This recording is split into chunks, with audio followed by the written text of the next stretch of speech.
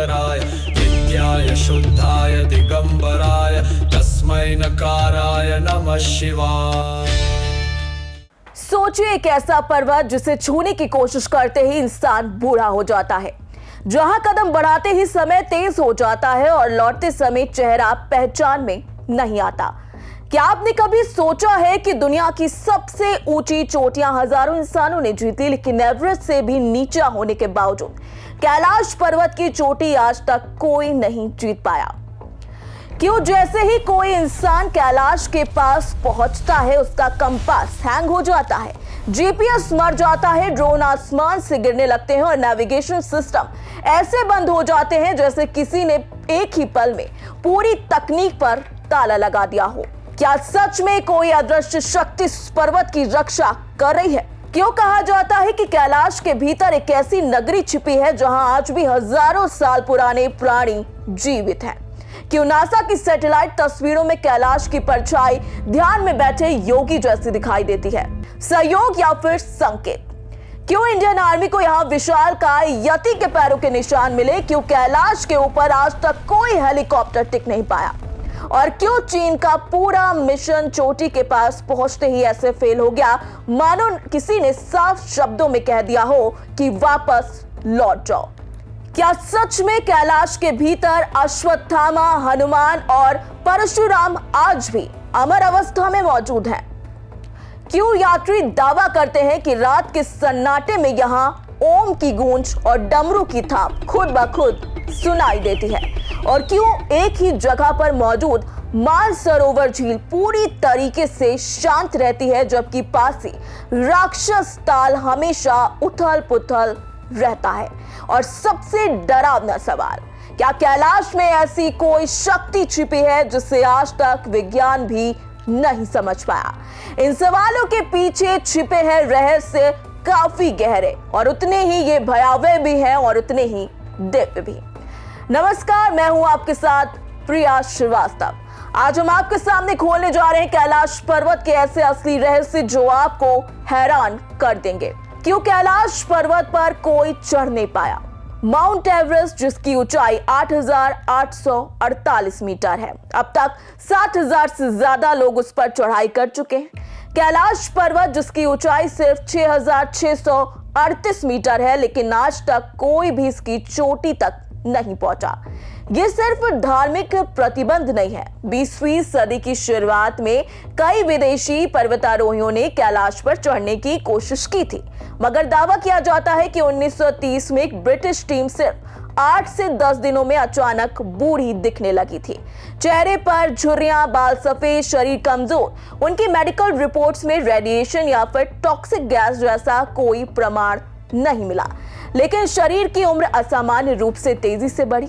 आधुनिक विज्ञान इसे एक्सट्रीम फिजियोलॉजिकल स्ट्रेस मानता है, मगर आज तक इसका कोई तथ्य नहीं निकला है कि आखिर कैलाश पर समय भागता कैसे है। कैलाश पर जीपीएस, कंपास और ड्रोन क्यों हो जाते हैं फेल? जी हाँ, ये पूरी तरीके से सच है। कैलाश क्षेत्र में कंपास 360 डिग्री घूमने लगता है, जीपीएस सिग्नल ड्रॉप हो जाता है, ड्रोन अचानक से क्रैश हो जाते हैं, रेडियो सिग्नल टूट जाते हैं। भूवैज्ञानिकों के अनुसार ये इलाका स्ट्रॉन्ग मैग्नेटिक फ्लक्स जोन में आता है, इसीलिए इसे कहा जाता है एक्सिस मुंडी, यानी कि पृथ्वी की ऊर्जा रेखाओं का संगम। ये कोई चमत्कार नहीं है, लेकिन इसकी तीव्रता काफी असाधारण है और अजीब भी। इसके आगे विज्ञान भी हारा हुआ नजर आता है। नासा की योगी जैसी परछाई, सच या भ्रम? 2015 की सैटेलाइट इमेज में कैलाश की छाया ध्यान मुद्रा वाली दिखी थी। हालांकि ये एक शैडो इल्यूजन प्लस सूर्य कोण का परिणाम बताया गया, लेकिन ऐसी परछाई दुनिया में किसी और पर्वत पर रिकॉर्ड नहीं की गई। यानी संयोग हो सकता है, लेकिन ये काफी अद्वितीय है। क्या कैलाश एक पिरामिड है? रूसी वैज्ञानिक का दावा था कि कैलाश प्राकृतिक नहीं बल्कि एक विशाल पिरामिड संरचना है। वैज्ञानिक स्थिति की बात करें तो ये 90 डिग्री एंगल पूरी तरीके से सिद्ध नहीं है, लेकिन संरचना बाकी हिमालय से अलग है। मतलब साफ है कि पूरी तरीके से पिरामिड कहना गलत है। संभाला नगरी, कल्पना या फिर प्राचीन मिथक?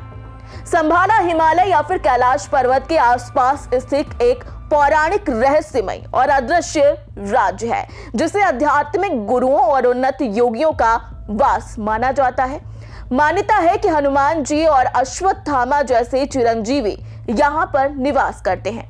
हिंदू, बौद्ध और तिब्बती ग्रंथों में संभाला का उल्लेख है। ये कोई फिजिकल शहर साबित आज तक नहीं हुआ, लेकिन इसे स्पिरिचुअल स्टेट माना जाता है। यानी संभाला शायद जगह नहीं है, चेतना की अवस्था जरूर है। स्वास्तिक और ओम कैसे बन जाते हैं? सूर्यास्त पर स्वास्तिक जैसी छाया, ताजी बर्फ पर ओम की आकृति, natural shadow plus geometry snow deposition pattern से बनती है। जी हाँ, लेकिन ये केवल कैलाश पर ही दिखती है, जो दुनिया में काफी दुर्लभ है। ओम और डमरू की आवाज हवा या फिर कुछ और। तेज हवाओं का चट्टानों से टकराना लो फ्रीक्वेंसी रेजोनेंस बनाता है और कुछ फ्रीक्वेंसी मानव कान को ओम जैसी सुनाई देती हैं। यानी ध्वनि वास्तविक है, अर्थ उसका व्यक्ति पर निर्भर करता है। तो कैलाश रहस्य क्यों? क्योंकि ये भूगोल से अलग है। ऊर्जा यहाँ असामान्य है, मानव शरीर पर असर पड़ता है, तकनीक यहाँ कमजोर हो जाती है और हजारों सालों से मानव ने इसे छूने के बजाय पूजना चुना है। कैलाश विज्ञान के खिलाफ नहीं है, बल्कि विज्ञान की सीमा को दिखाता है। ये कहता है कि जो तुम नहीं जानते वो असंभव नहीं है। कैलाश हमें ये नहीं सिखाता कि हर रहस्य जीता जा सकता है, बल्कि ये याद दिलाता है कि कुछ सत्य ऐसे होते हैं जिनके सामने इंसान को झुकना पड़ता है। जहां विज्ञान अपनी सीमा स्वीकार करता है, तकनीक खामोश हो जाती है और चेतना बोलने लगती है। जहां समय सीधा नहीं चलता, परछाइयां संकेत बन जाती हैं और मौन भी अर्थ से भर जाता है। कैलाश इसलिए अनछुआ नहीं है क्योंकि वो अजय है, बल्कि इसलिए क्योंकि वो पूज्य है।